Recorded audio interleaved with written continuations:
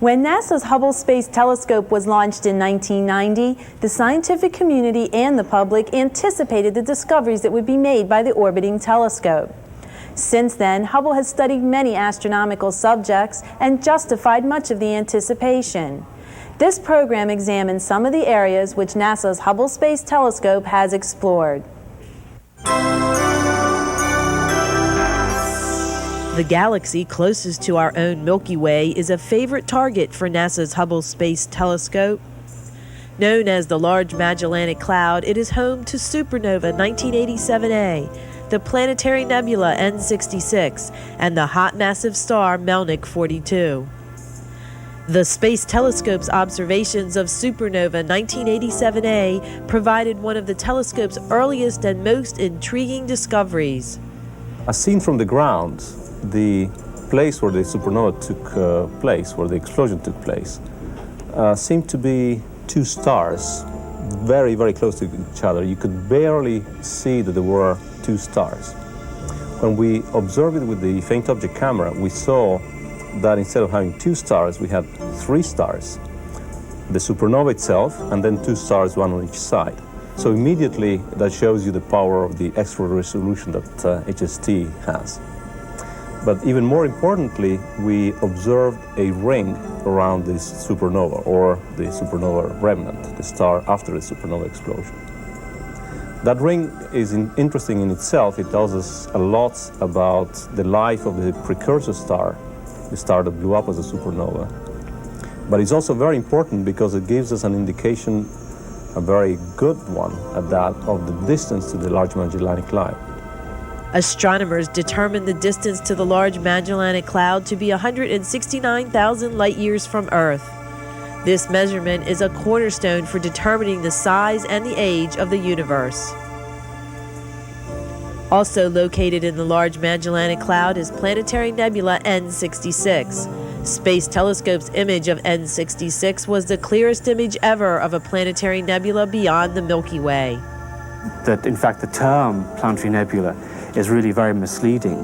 These objects have nothing to do with planets nor nebulae. In fact, what they are formed as stars like our own sun run out of their nuclear fuel, collapse and die.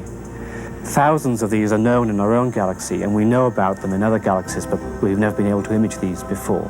Perhaps the single most important aspect of these observations is the fact that this is the first time we've been able to image these objects directly in an external galaxy.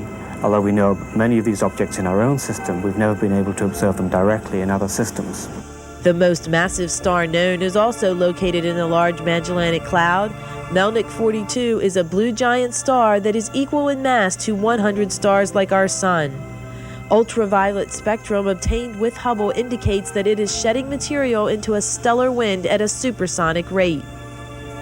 The Large Magellanic Cloud provides NASA's Hubble Space Telescope with a nearby wealth of information about the lives of stars.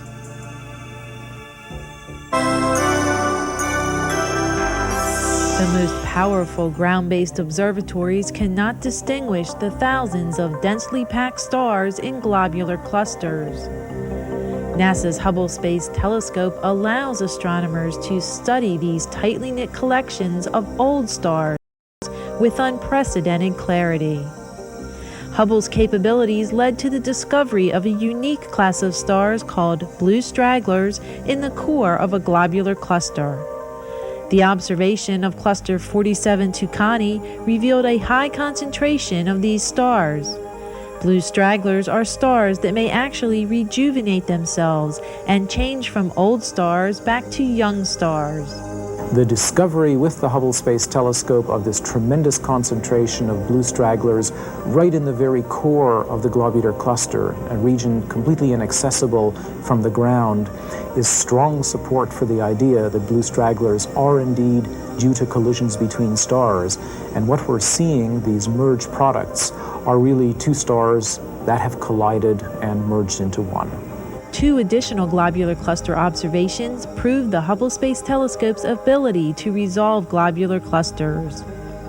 Hubble astronomers were searching for a nova in globular cluster M14 when HST resolved 5 separate stars in the nova's suspected location, a location which appeared to contain only 1 star from the ground.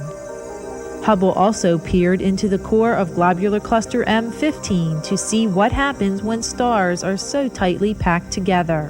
In M15, we are very interested in looking at this object with Space Telescope because we believe that this cluster had evolved to the point where its core had contracted down and was very close to the point of maximal collapse. That's the way it looked from the ground. We also thought there might be a very strong mass concentration in the center because we saw a rise in velocities towards the center. The Hubble observations really showed us that we were completely wrong about what was going on in this object. And showed us actually not that that this cluster was denser than we thought, it showed that it was more diffuse. That is, when we took the Hubble picture, we were able to isolate the bright stars at the center of the object. That is, we were able to remove them from the picture. When we did that, we found the center of M15 was very smooth and diffuse and quite a bit larger than we thought from the ground, less compact. This means that M15 is sort of in between phases of core collapse. Right now it's expanded back from core collapse, and this is surprising. We didn't think this to be true. It really showed us that the Hubble was not going to give us a better picture, but give us a different and more surprising picture. NASA's Hubble Space Telescope provides the clearest pictures ever of globular clusters, and more observations will continue to unlock the mysteries of the approximately 140 globular clusters that orbit the Milky Way galaxy.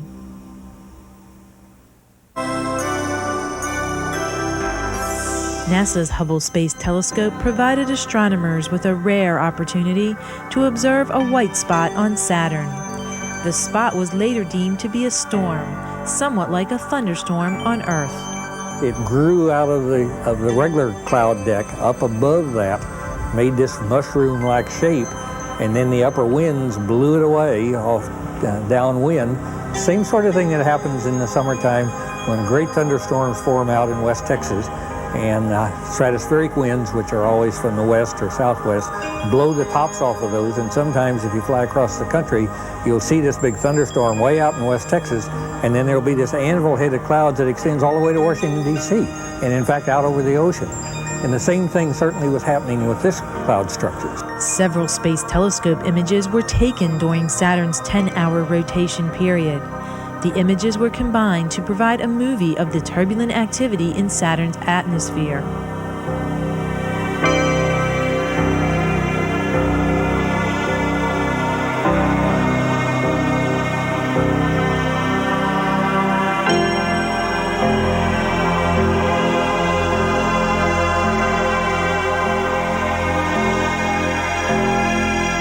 According to Hubble scientist Jim Westphal, these images have an importance on Earth.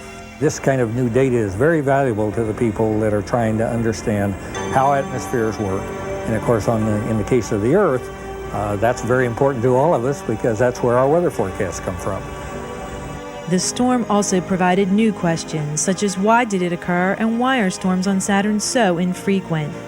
NASA's Hubble Space Telescope has the ability to return to its targets and will monitor Saturn to attempt to answer these and other questions.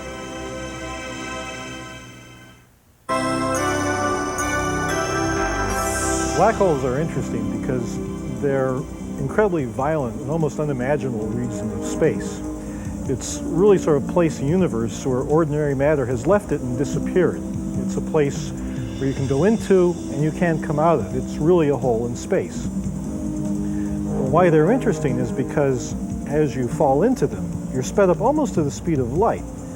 And because of this high velocity, any matter falling into it has a tremendous amount of energy. And if you can just divert just a little bit of that, you'll get a tremendous amount of radiation will come out of the stuff as it's going down into the hole. So it can power very violent events. When we look back early in the universe, all we see is violent activity. We see quasars, we see exploding galaxies, we see gigantic radio galaxies. None of this stuff happens anymore, or very rarely. And we all think it's powered by these black holes. And the question that we're going after is, what does the black hole do to the galaxy itself? When you have a galaxy, it's usually smooth in the center when there's no black hole. That is, the stars get dense as you go into the center, and then they level off. It's kind of smooth and cottony. Now, if you put a black hole in the middle, and it's massive enough, all the stars will sort of cluster in and huddle around the black hole and make a very dense, sharp core. We call that a cusp. The stars rise very rapidly to the center. Now, that's predicted to happen from theory, but it's never been seen before. So the Space Telescope, we took a picture at the center of M87, and it's better resolution than we've ever had before. And in fact, what we saw was just what the theoreticians predicted. We see the stars rising very rapidly towards the center. We see a very bright, sharp point of light at the center. It looks just like what a black hole does to the structure of the galaxy. And this is sort of a paradox. We actually look for black holes, in this case not where it's black, but where it distorts the whole structure of the galaxy, brings it together, and makes it brighter than it should be.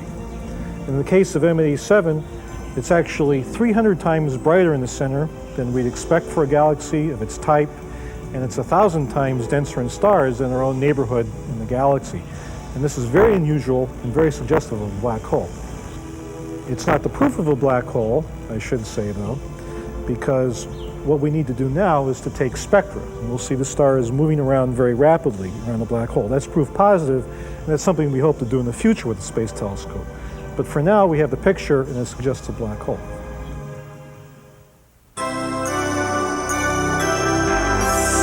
Albert Einstein was the first to point out that light, like matter, should be deflected by gravitational fields. A massive object such as a galaxy can lie along the line of sight to a more distant object such as a quasar. The galaxy can act as a lens and bend and amplify the light of the distant quasar.